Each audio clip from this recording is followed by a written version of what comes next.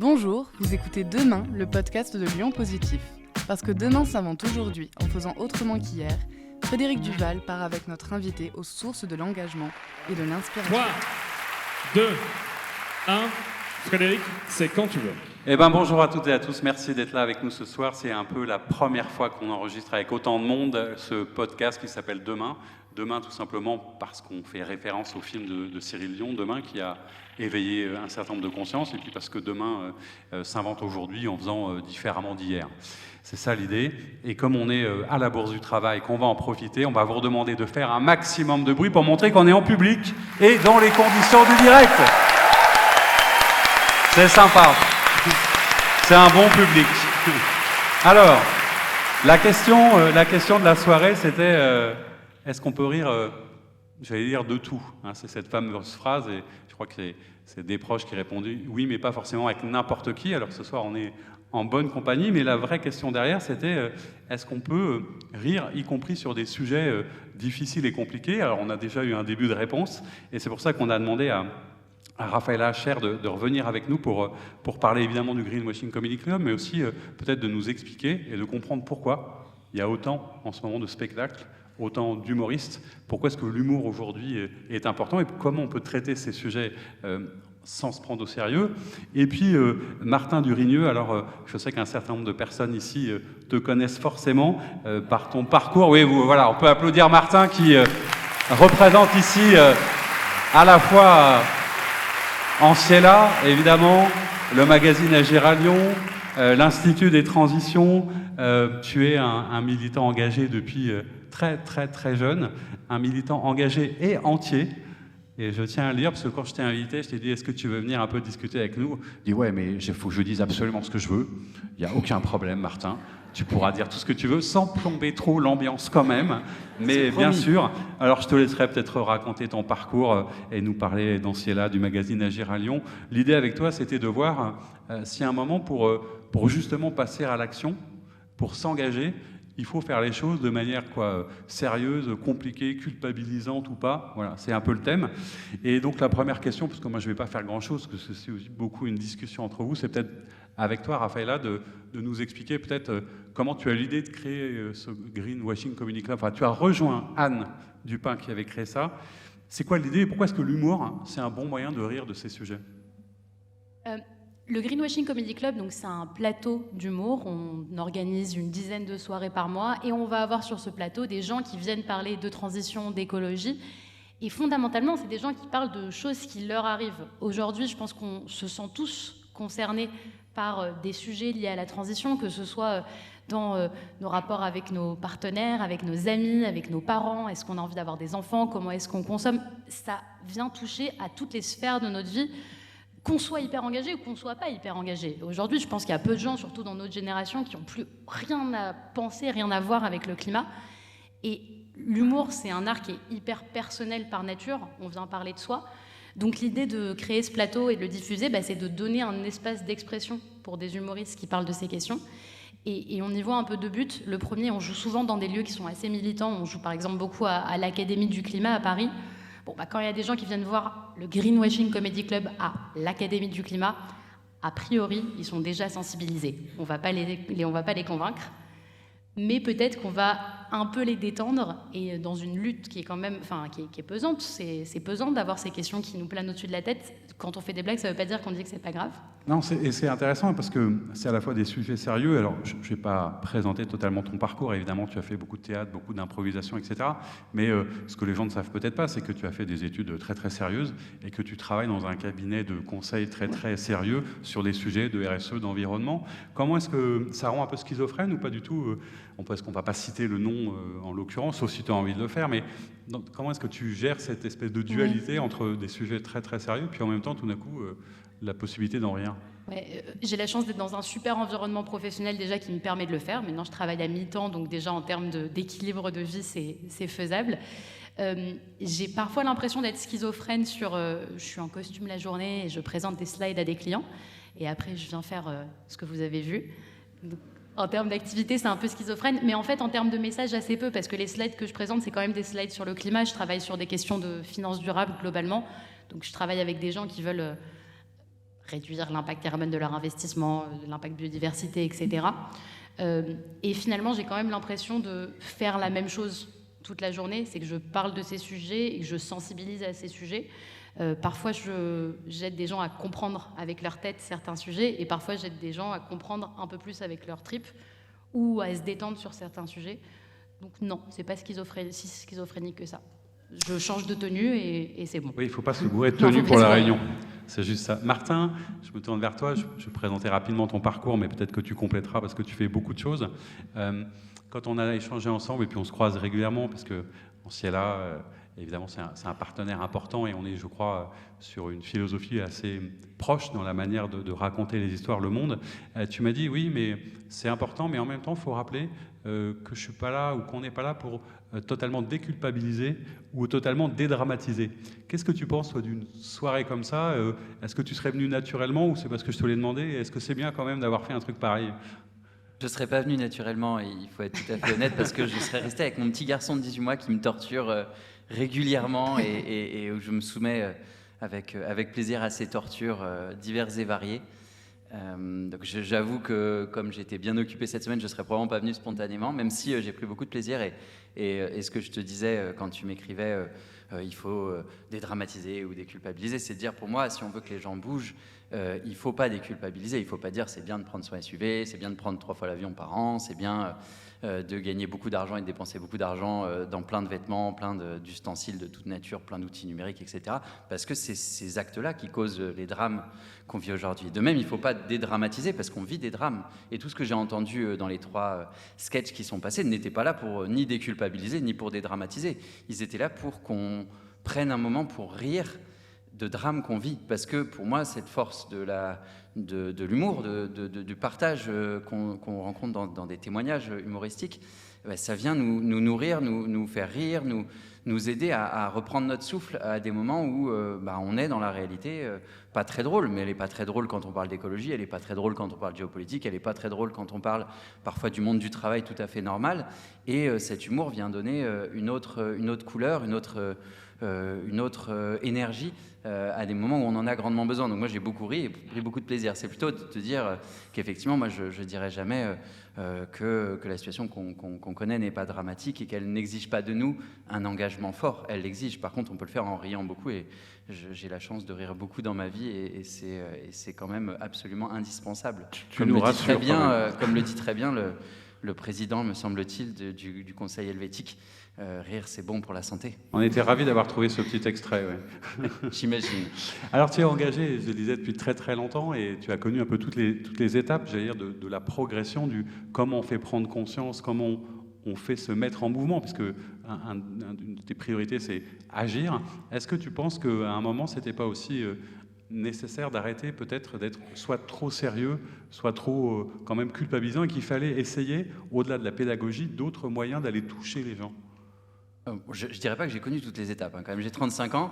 Mais tu as commencé à ton premier globe à 14 ans. Là. J'ai commencé à 15 ans, effectivement. J'ai créé un blog d'écologie sur Skyblog, ce qui en soi pourrait donner lieu à un stand-up. Ça fait quelques séances d'analyse normalement là. Souvent, quand je raconte mon parcours, j'ai tendance à expliquer que j'ai fait plein de trucs jeunes, mais qu'il ne faut pas y voir si tant est que Picasso, qui disait à 6 ans, je dessinais comme Raphaël. Je ne sais pas si c'était vrai ou si on lui a donné un peu ça après, mais en tout cas, tout ce que j'ai fait quand j'étais jeune, ça ne ressemblait pas à grand-chose, et ça serait digne d'humour. J'ai un jour récupéré une dizaine de kilos de piles en faisant le tour de tout un quartier avec des amis, et au bout de 3 ans, ma mère me demandait si elle avait le droit d'aller les jeter quand même à la déchetterie, parce que je les avais abandonnés lâchement dans ma chambre alors que j'étais parti faire mes études à Lyon. Mais par rapport à ta question, pour moi en fait, c'est plutôt qu'on ne culpabilise pas pour les bonnes raisons et les bonnes personnes. C'est-à-dire qu'en soi, un des enjeux qu'on a vu ces derniers temps, en particulier, je pense à l'atelier d'automne, la fresque du climat, c'est aussi de mettre des ordres de grandeur et de rappeler des réalités. C'est-à-dire que d'aller embêter des gens dans les quartiers populaires pour leur dire « Ah, quand même, vous buvez du coca, c'est pas terrible », ce qui est vrai, surtout pour leur santé, c'était peut-être un peu dommage, et qu'effectivement, à une époque, les institutions publiques nous demandaient d'aller dans les quartiers populaires parler d'écologie, et moi, ça m'est arrivé souvent à des temps. Moi, j'ai grandi en cité, donc je suis assez sensible, on va dire, à la vie des quartiers, à notre on va dire, au mode de vie qu'on pouvait avoir, qui était loin d'être écolo, mais qui était en réalité beaucoup moins impactant. Dire en fait, si en tant qu'asso écolo, on doit être quelque part, c'est plutôt à Saint-Cyr au Mont-d'Or, plutôt à Saint-Didier au Mont-d'Or, où là, il y a quelques personnes à qui dire on lâche la 3e voiture. Parce que bon, tu as déjà la voiture pour ta compagne, la voiture pour toi, puis la voiture de sport pour le week-end. Abandonne-en une déjà, ça sera bien. Et puis une deuxième après, et puis à la fin, on se passera au vélo électrique. Et c'est vrai que j'ai vu des gens bouger partout. Par contre, c'est là où pour moi la culpabilisation, elle tape un peu n'importe comment, n'importe où. Mais par contre, la responsabilité individuelle, le sentiment par lequel on doit se dire moi-même, je suis engagé dans ce qui se passe et je dois agir à mon échelle sur ce que j'ai comme impact, mais aussi à mon échelle citoyenne, par tous les outils que je peux avoir à ma disposition, depuis mon épargne jusqu'à mon bulletin de vote, en passant par mon engagement bénévole, associatif ou par mon travail. C'est des choses qui sont décisives. Et les gens que je rencontre sont souvent des gens qui sont passés par une phase où ils se sont dit « merde, c'est un peu ma faute » et qui du coup sont sortis de cette situation en disant « je vais agir ». C'est une phrase que Camus cite, que je crois que je te partageais, qui disait « il ne faut pas confondre le tragique et le désespoir ». Le tragique, ça devrait être un grand coup de pied donné au malheur. On est dans une situation tragique, il ne faut pas s'effondrer en larmes, en pleurs, en disant oh, « c'est terrible, on est tous mauvais, tous méchants ». Non, il faut se dire « qu'est-ce que je peux faire de bien ». J'ai vu un vieux monsieur, je ne suis pas tellement vieux puisqu'il avait 60 ans, je voudrais oui, pas fais gaffe. créer de tensions inutiles, surtout pas avec Raphaëlla et son père, qui me semble légèrement plus âgé, mais il m'a dit, voilà, moi, il est venu pour devenir ambassadeur du changement à Annecy, donc faire bouger les lignes. Et puis il me dit, voilà, moi j'ai 60 ans, j'ai une boîte d'informatique, on a tout foutu en l'air, et voilà, je vous laisse ça, et je suis vraiment désolé. Je dis, mais t'as 60 ans, il te reste peut-être encore 20 ou 30 ans à vivre. Bah, à mon avis, t'as encore du boulot, donc bouge-toi, quoi, c'est le moment d'y aller. Et ce gars-là avait déjà fait énormément de choses, il habitait à Saint-Cyr au Mont-d'Or, dans les Monts d'Or en tout cas, et il avait même pété le mur entre son voisin et lui pour que les hérissons puissent passer. Il était en train d'enlever la piscine, changer tout pour créer une mare naturelle, donc on était sur une mise en mouvement qui était très significative, alors que lui-même était venu en train de s'excuser en demandant à ce que je le pardonne. Je lui ai dit, mais j'ai rien à pardonner, bouge-toi. Qu'est-ce que tu penses de tout ça, Raphaëlla? Parce que le but, c'est que vous échangez sur la culpabilisation, la manière de faire avancer les choses. Je trouve que c'est un vrai sujet quand on écrit des blagues, de le faire sans être moralisatrice. On a tous nos contradictions, celui-là qui avait 60 ans et qui avait envie de faire quelque chose, mais globalement, tous à notre échelle, on a nos contradictions.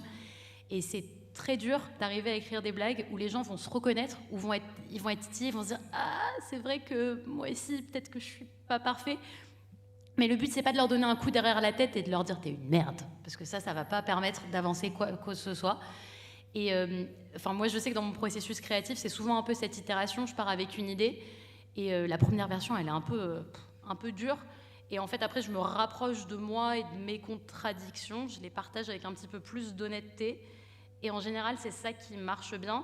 Et moi, le meilleur retour que j'ai à la fin de spectacle, c'est quand il y a des gens qui viennent me dire ah, c'est vrai que moi aussi, je me suis dit que je pourrais peut-être me bouger un peu, que j'étais moi aussi... Mon spectacle s'appelle Dissonante, que moi aussi, j'étais un peu dissonant et que faut que je fasse des choses. Alors, il y a un point commun que j'entends un peu peut-être à tous les deux qui peut-être nous intéresse, parce qu'ici, a priori, on était globalement une communauté plutôt concernée et à peu près intéressée par ces sujets et ces questions. Comment est-ce qu'on dépasse, j'allais dire, la communauté de ceux qui sont déjà dans l'action et de ceux qui sont déjà convaincus? C'est déjà un peu différent ce que tu as dit, parce que tu as dit d'une part, on est un peu sensibilisé ou un peu concerné, et ceux qui sont déjà en action. C'est vraiment deux ensembles très différents. Moi, j'ai pas croisé beaucoup de personnes dans ma vie, et j'ai croisé beaucoup de personnes dans ma vie quand même, qui n'étaient pas concernées et qui n'étaient pas sensibilisées. C'est-à-dire, tu tombes sur un gars dans la rue, tu lui dis le climat, il te dit j'avais entendu parler. Biodiversité, il dit je sais pas ce que c'est. La nature qui est en danger, non, ça me parle pas du tout, je suis pas au courant. Et je suis vraiment intervenu avec des publics très très différents, depuis des publics dans des quartiers très populaires. Mes amis, clairement, sont pas du tout issus de milieux écolos, de milieux, on va dire, éduqués au sens qu'on donne à ce terme-là aujourd'hui. C'est des enfants de maçons, d'asthmates, voilà, de gens qui sont dans les quartiers populaires à vivre leur vie et je n'ai jamais rencontré personne pour qui c'était pas important. Par contre, se mettre en action, c'est autre chose. Et effectivement, là où je rejoins complètement Raphaëlla, c'est qu'on se met pas en action si on a une mauvaise image de soi. C'est-à-dire que les gens qui se mettent en action, ils se fabriquent une bonne image, ils se fabriquent quelque chose de positif. Et c'est là la limite fondamentale d'une culpabilisation qui va beaucoup trop loin, où la personne, elle est laissée à, comme disait Raphaëlla, c'est le sentiment d'être une merde, quoi. En général, quand tu as le sentiment d'être une merde et que tu as peur, tu vas consommer, quoi. Tu cherches une solution pour te sentir mieux. Donc c'est en partant aussi de la puissance qu'il y a dans les personnes, de leur richesse, de leurs envies profondes, qu'on y va. Et j'ai jamais vu quelqu'un qui me dit, moi, mon envie profonde, c'est niquer la planète. Je me suis fait un projet, là, avec des potes, on s'est posé, on voit un culte au carbone. En fait, on est là, on est tous ensemble, on essaie de produire à la limite, il y a des gens, ils vont vous le dire pour provoquer, parce que les écolos les font chier, quoi. Ils vont dire, ah, j'adore polluer, ils veulent t'emmerder, quoi. Mais en vrai, c'est pas du tout le truc profond qu'il y a en eux. Par contre, savoir comment bouger, savoir où bouger, et surtout comment tu arrives à transformer un sentiment personnel. Mon frère, par exemple, est aviateur. Là, en ce moment, il conduit des Chinois sur des mines d'or en Afrique. Donc on parle et c'est vraiment quelqu'un que j'aime. Ça fait des super repas de famille, ça. Non, parce qu'avec mon frère, on s'entend très bien. Parce qu'en fait, il a une passion de l'avion. Et comment tu arrives à transférer cette passion de l'avion dans quelque chose qui est écolo, c'est pas facile. Par contre, aller au Club Med en Tunisie, ça se transfère quand même assez facilement dans une activité en Ardèche. Il ira sur la terre de Jacob et puis il sera très bien faire des activités très chouettes. Et en fait, il y a vraiment cet enjeu de plein d'alternatives, plein d'initiatives, de porter des solutions pour dire aux personnes, t'avais un kiff, il y a un kiff encore mieux à côté, il y a un truc encore plus chouette et qui a plus de sens, vas-y. Et c'est ça qui prend du temps, parce qu'en fait, sur tous nos désirs humains, il faut qu'on recompose avec les enjeux écologiques pour proposer des solutions. Et une des difficultés, c'est aussi, on rencontre nous beaucoup évidemment de militants, associatifs, engagés, etc., avec une forte conviction. Un des sujets, c'est aussi comment est-ce qu'on... Parce que tu vois, à t'entendre, et je sais que le temps que tu y passes, et Raphaël là aussi, c'est beaucoup de sérieux, beaucoup de travail, beaucoup de conviction, beaucoup parfois aussi un peu d'épuisement ou de fatigue ou de lassitude. Comment est-ce qu'on... C'est la question qu'on nous pose par exemple souvent à Lyon Positif, c'est est-ce que vous êtes toujours positif ? J'aurais envie de dire oui, mais en fait la réponse elle est parfois non. C'est-à-dire que c'est aussi fatigant d'être toujours dans ce regard différent, de regarder le verre à moitié plein. Comment est-ce qu'à un moment on retrouve l'énergie? Alors évidemment avec des soirées comme ça, mais sinon comment est-ce qu'on fait pour pas se perdre dans la cause? En fait, je pense qu'il faut distinguer pas mal de contextes. Pardon, tu me regardais, donc je me suis... Oui, non, mais tu fais bien. Il faut distinguer pas mal de contextes. Moi, j'ai la chance, à Anciela ou à Institut de Transition, j'accompagne des gens qui sont, pour Anciela, en train de construire des projets associatifs ou entrepreneuriaux écolo et solidaires, ou en train de s'engager bénévolement, ou d'agir dans leur quartier, dans leur immeuble. Avec l'Institut, j'accompagne des gens qui sont en train de changer de vie professionnelle pour trouver un métier ou des missions qui ont du sens. Et je vois des choses tellement incroyables d'humanité qu'en fait, l'énergie, il suffit juste que c'est quand je suis avec les gens que j'ai cette énergie. Quand j'agis sur le terrain, quand je les accompagne, quand je vois les projets se monter, là, j'ai plein d'énergie. Quand je suis derrière mon ordinateur à envoyer des mails, etc., ça dépend des mails que j'envoie, mais j'en ai peut-être un petit peu moins. Et encore, parce qu'en fait, je suis au contact du réel, du vrai. Et c'est un type d'engagement bénévole, militant, qui est quand même très chouette, ou d'engagement professionnel qui est très chouette. Enfin, je raconte des fois l'histoire.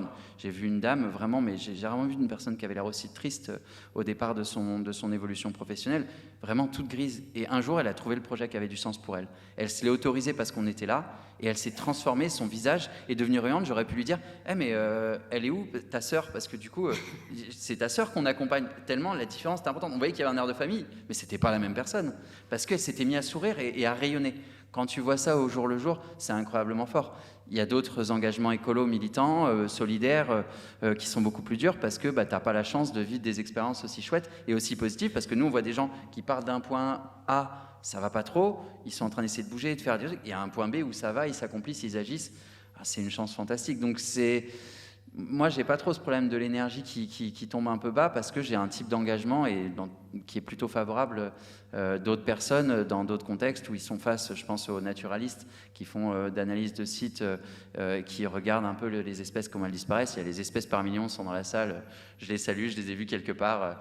À un moment, il y a des moments où tu peux un peu avoir mal au cœur quand tu regardes les chiffres, quand tu vois les endroits qui disparaissent, les espèces qui disparaissent.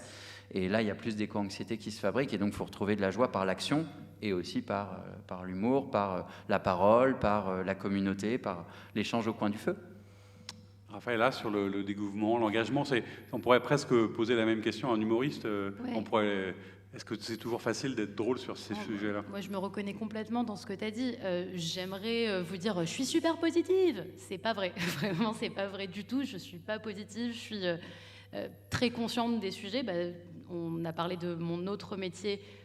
Ce serait vraiment mentir que de dire que je suis pas inquiète. Je suis hyper inquiète. Et pour moi, l'humour, c'est une manière de me mettre en mouvement sur ces sujets. Donc, c'est ça qui me rend heureuse. Est-ce que c'est toujours facile d'en parler? Non. Est-ce que ça me fait du bien et est-ce que j'ai l'impression que ça fait du bien autour? Oui. Et je pense que ce que tu racontais avec la dame, moi je l'ai un peu avec le rire. C'est quand même un moteur qui est hyper puissant. Cela étant dit, c'est pas parce que tu as ça que tu prends moins conscience des sujets et que tu te dis les sujets sont moins graves. Donc je pense que tout le paradoxe avec l'humour, c'est comment est-ce que tu peux rire de choses tout en acceptant leur gravité et en niant jamais leur gravité. Un des sujets auxquels on réfléchit ensemble, parce que l'Institut des transitions aussi est là, mais c'est aussi un média. Tu vois, la question qu'on peut peut-être se poser aussi, parce qu'on nous la pose régulièrement, c'est quelle est la responsabilité ou le rôle des médias en général, ou du média sur la manière de fabriquer l'histoire et le récit, parce qu'on sait qu'aujourd'hui, pour faire avancer les choses, il faut aussi qu'on soit capable de le rendre crédible, tangible par le récit et l'histoire. Est-ce qu'on a une responsabilité? Et comment toi, tu agis dans ton média, par exemple, sur cette responsabilité qui est la tienne? Je dirais d'abord dans les médias en général. Dans notre média, Agir à Lyon, qui est un magazine mensuel, on a un guide Agir à Lyon, qui est un guide qu'on sort tous les 3 ans. On est sur toutes les solutions, toutes les initiatives lyonnaises. C'est très chouette, c'est très positif. Il y a plein d'aventures humaines incroyables. Donc c'est pareil, on est là pour nous donner une énergie, une force de croissance à la société et de croissance on va dire, d'alternatives humaines, d'alternatives sociales, d'alternatives écologiques. Pour nous, c'est quand même une place qui est assez simple par rapport à d'autres médias. Pour avoir beaucoup d'amis journalistes qui bossent dans les médias, c'est plus difficile parce qu'ils ont une injonction à traiter des infos par un prisme qui est souvent dur, qui est souvent critique, qui est souvent celui des actualités dans leur dimension du fait divers jusqu'aux déclarations de telle ou telle personnalité politique, à telle ou telle mobilisation citoyenne sur telle ou telle, on va dire, installation ou telle infrastructure. Et quand on regarde en fait dans les médias, mais c'est aussi pour ça que des médias comme les nôtres sont nés, on a une invisibilisation des solutions et une invisibilisation des alternatives. Je prends un exemple, c'est un grand média écolo avec lequel on est très en lien. Il nous avait dit un jour, on ne peut pas parler de vous, Institut de Transition, parce qu'on ne va pas parler d'un institut en particulier. Et là, ils ont fait enfin un article sur nous parce qu'ils parlent des évolutions pro. Ils citent l'Institut, ils citent plein d'autres acteurs, et c'est très bien. Mais en fait, c'est que ces médias sont... C'est presque interdit dans leur ligne, en fait, de mettre en valeur une structure en particulier, une initiative en particulier, alors que les gens ont besoin de voir ces initiatives, ces alternatives, pour s'en saisir, mais qu'on les décrypte par contre, et pas qu'on fasse toutes les initiatives sont bonnes, toutes les alternatives sont bonnes. Ils ont besoin de médias qui sont capables de trier les réelles alternatives qui portent un avenir, de celles qui sont imparfaites, insuffisantes, qu'il faut aider à progresser, et de celles qui sont en fait greenwashées ou mal fagotées par des personnes qui n'auraient pas dû les monter, quoi. Et c'est vrai que ça commence à poindre, même dans le progrès ou dans des médias classiques, on voit apparaître plus d'initiatives, mais il y a vraiment un enjeu à montrer des solutions aux personnes. Ce qui n'était pas l'enjeu des médias dans les années 80, 90, c'est l'enjeu des médias, on va dire dans les années 2010, 2020, 2030, de montrer des solutions que les citoyens et citoyennes pourront saisir. Et de pouvoir effectivement tenir dans le temps, puisque la vie des médias est aussi quelque chose d'assez compliqué, mais ce n'est pas le sujet. Raphaëlla, la communication, le média, vous êtes beaucoup sur Insta, etc. Est-ce que tu te sens pareil, une responsabilité de faire passer un certain nombre de messages, même à travers le fait de raconter des spectacles? Comment est-ce que tu gères cette notion aussi d'être un média toi-même sur ces questions? Ouais, je pense que là où un média, je vous rejoins totalement sur c'est important de montrer des solutions pour pas que les gens se sentent juste accablés, ça donne pas envie d'agir. Je trouve que quand on fait de l'humour, on peut aussi... Le désespoir, les contradictions et globalement à peu près tout ce qui se passe avec le climat, c'est un super moteur pour l'humour. Enfin vraiment, plus il y a des contradictions, plus il y a des gens qui font n'importe quoi, plus nous on peut faire des blagues. Donc je pense que la responsabilité qu'on a, c'est aussi de prendre certains trucs, de mettre le doigt dessus et de venir le titiller et de venir le mettre en public. Donc c'est pas la même chose qu'un média de solution, mais je pense que c'est assez complémentaire. Dernière petite question qui était importante, puisque je rappelle qu'on est en public et dans les conditions du direct. Vous êtes toujours là? Ouais. Parce que vous étiez tellement sages que je me suis dit, ils sont partis. Là, ça, c'est sympa, la lumière sur la salle. La dernière question qu'on pouvait se poser ensemble, c'était aussi de se dire, est-ce qu'après tout, des moments comme ceux qu'on est en train de vivre et des soirées comme celle-là, c'est pas aussi un peu ça, c'est de partager, de réunir la communauté de celles et ceux qui ont envie d'agir pour continuer à avancer, donner de l'énergie d'agir un petit peu? Si. Super. C'est que ma question était trop longue par rapport à ta réponse. Est-ce que c'était cool? Raphaëlla, même question alors du coup. Tu m'as volé ma réplique.